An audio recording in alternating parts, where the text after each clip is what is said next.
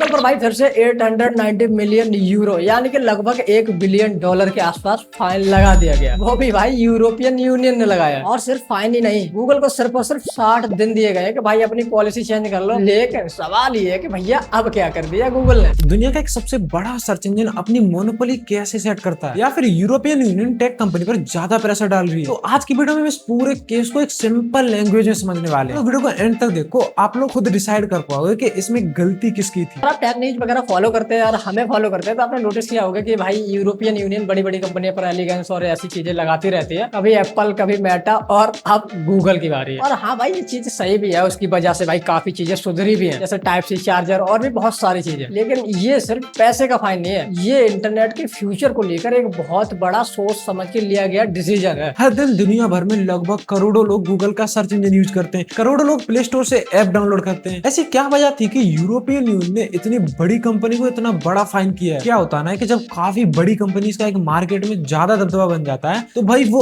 अपनी monopoly set करने लगती है, उसके अपने रूल्स होते हैं, वो अपने अकॉर्डिंग चलने लगती है। तो इसी को कंट्रोल करने के लिए यूरोपियन यूनियन ने गूगल पर फाइन डाला है। भाई सबसे पहला एलिगेंस गूगल सर्च से है। सिंपल भाषा में समझाता हूँ भाई क्या सीन है। मान लो कि भाई आप गूगल पर कुछ भी सर्च करते हो कि मुझे भाई दिल्ली से लंदन की एक फ्लाइट चाहिए। अब नॉर्मली भाई आप एक्सपेक्ट करोगे कि गूगल हमें सबसे पहले सबसे बेस्ट रिजल्ट दिखाएगा, है ना भाई? दिखाने भी चाहिए, चाहे फिर भाई किसी भी कंपनी का और कोई सा भी ब्रांड हो। लेकिन यूरोपियन यूनियन का कहना है कि भाई गूगल ऐसा कुछ करता ही नहीं है, इसमें ही धांधलेबाजी चल रही है। मतलब अगर किसी दूसरी कंपनी की सर्विसेज बेटर है तब भी उसे उतनी विजिबिलिटी नहीं मिलती है जितनी इनको मिलती है। यूरोपियन यूनियन के हिसाब से ये फेयर कंपटीशन नहीं है। इसमें आप किसी एक कंपनी को प्रायोरिटी ज्यादा दे रहे हो, वहीं पर दूसरी कंपनी उससे बेटर है, फिर भी उसको प्रायोरिटी नहीं दी जा रही है। और ऐसा तभी हो सकता है जब सर्च इंजन आपका खुद का हो। नॉर्मल सी बात है, जब आपका सर्च इंजन होगा तो आप अपनी प्रायोरिटी सेट कर सकते हो कि मुझे इसे टॉप पर दिखाना है, इसे नहीं दिखाना है। और सेम गूगल भी वही कर रहा था, और जिसकी वजह से यूरोपियन यूनियन ने $1 बिलियन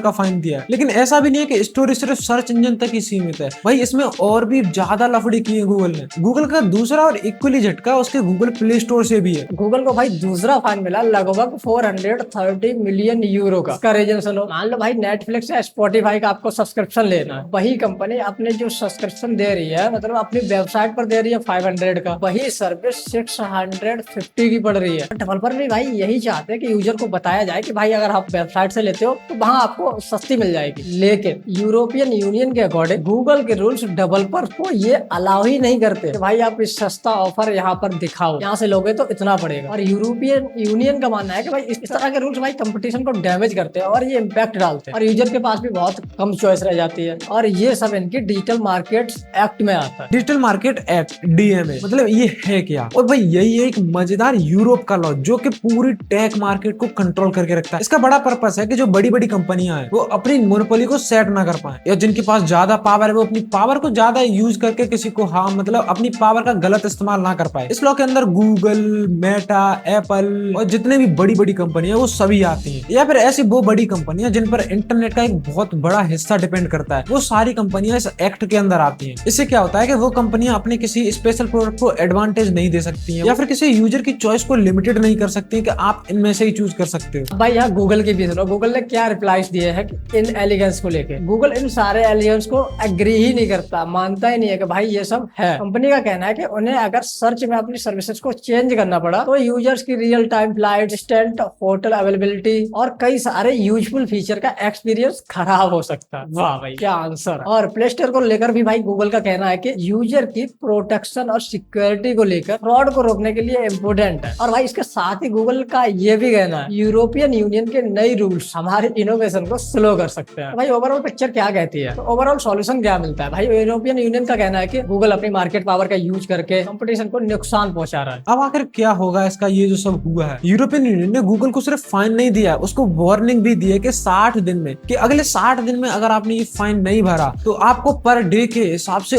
और पेनल्टी देनी पड़ेगी, और साथ में अपनी गूगल को पॉलिसी कंप्लायंसेस भी चेंज करनी पड़ेगी। अगर वो भी चेंज नहीं की तब भी फाइन देना पड़ेगा। और ये सिर्फ टेक तक ही सीमित नहीं है, ये पॉलिटिक्स में भी पहुंच चुका है और कोर्ट तक पहुंच चुका है ये सब। अब मेरा आपसे एक सवाल है कि क्या गूगल अपना जो मार्केट में इतना ज्यादा वैल्यू बना रखा है उसका अनफेयर एडवांटेज लेता है? आपको कभी फील हुआ है कि आपके साथ गूगल ने कभी अनफेयर एडवांटेज लिया हो, या फिर यूरोपियन यूनियन को ज्यादा ही प्रेशर डाल रही है बड़ी बड़ी कंपनीज पर फ्रॉम यूएसए? कमेंट करके अपना ओपिनियन जरूर शेयर करना, और ऐसी डीप डाइव वीडियो देखने के लिए यार सब्सक्राइब कर सकते हो। मैं मिलता हूँ आपसे नेक्स्ट वीडियो में। तब तक के लिए गुड बाय।